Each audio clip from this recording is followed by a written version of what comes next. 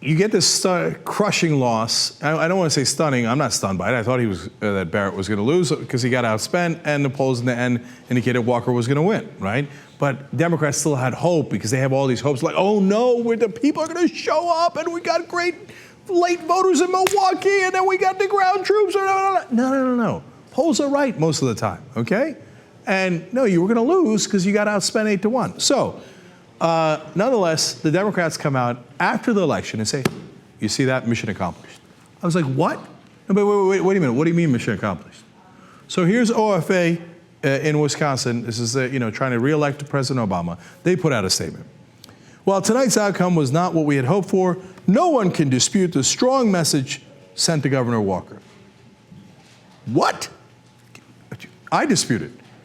Okay, well, I would go the other direction. I would say, you're right, there was a strong message sent, which was, have at it, Hoss. Crush the unions all you like. All you got to do is raise money from the billionaires, and you're going to win re-election every time. That's the message, you morons. What you think the message is that what, Scott Walker's scared? What are you going to do? Do a second recall? Here's the chances of that. Negative 873%. There's no second recall. And right now, he probably thinks he's invincible. You think he's not going to go after the next step? Just give him some buffer time, just to be polite and so it doesn't seem so brazen, however many months it takes. And then he's going to go after the next set of public unions. Might be the cops or the firemen. And then he's going to go after the private unions. He's going to make it a right-to-work law. But it's not just about Scott Walker. It's about all the Republicans across the country in all the states. They're already saying it on radio. We're coming. The message we heard was full steam ahead, rob the middle class, put it in the pockets of our funders who are these billionaires and corporations. But you might say, hey, listen, maybe that's just one guy from OFA in Wisconsin. That's not fair. Debbie Wasserman Schultz, the Democratic National Committee chair, quote, despite the disappointing outcome of tonight's election, there is no question that over the past year, this recall effort sent a message to Scott Walker that his brand of divisive politics is offensive and wrong. No, Debbie, you're wrong. The message it sent was that divisive politics works. You back it up with billionaire money and you win. That's the message loud and clear. But you think that's it? No. The Obama campaign puts out this message, quote, no one can dispute the strong message sent to Governor Walker. Do you understand what's happening? AFL-CIO later sent out the same message. This is coordinated. These schmucks think that if you just put a positive spin on it, oh, no one can dispute. We sent a strong message to Walker by losing to him again. That we'll be deceived into thinking somehow this was a victory. No, this was a colossal, overwhelming loss.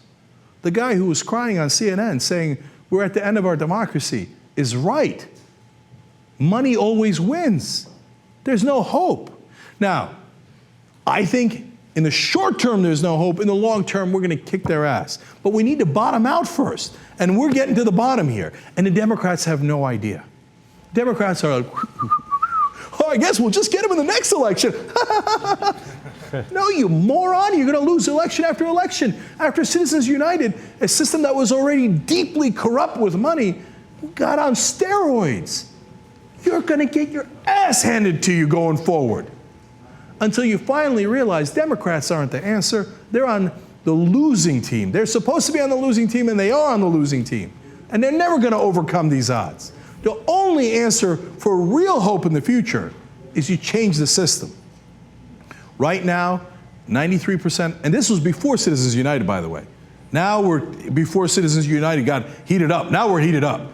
Before that even came into place, 93% of congressional elections decided by who has more money. Not, who's got more supporters on the ground, not any of that stuff. No, who's got more money? They win 93% of the time. In the Senate, it's 94% of the time. Soon it'll be 99% of the time, okay? It's over. The only way you change it is if you say, well, let's not let the elections be decided by money anymore. I mean, how obvious is that? How dense do you have to be to not see that? There is only one issue in America, and that is getting money out of politics. If you don't get money out of politics, it will win an overwhelming majority of the time. It was proven in Wisconsin, it's been proven over and over again, and going forward, it's only going to get worse. If you think your hope is in the Democratic Party somehow turning it around, somehow representing us when they don't even do that now, and then somehow winning against these odds anyway, well, you have no idea what's going on in this country. And you're totally and utterly wrong. There is hope, but it ain't the Democratic Party. It's to do a constitutional amendment saying you are not allowed to contribute as much as you want to these politicians. If the politicians get their money from the rich, they will serve the rich. If we do public financing and they only have a certain allotted amount of money that they get from us, then they might serve us. Do you understand how that works? And if corporations are allowed to put an unlimited amount of money in, we will never be able to match their money. They will overpower us. They are not human beings. They are not people. They do not have First Amendment rights.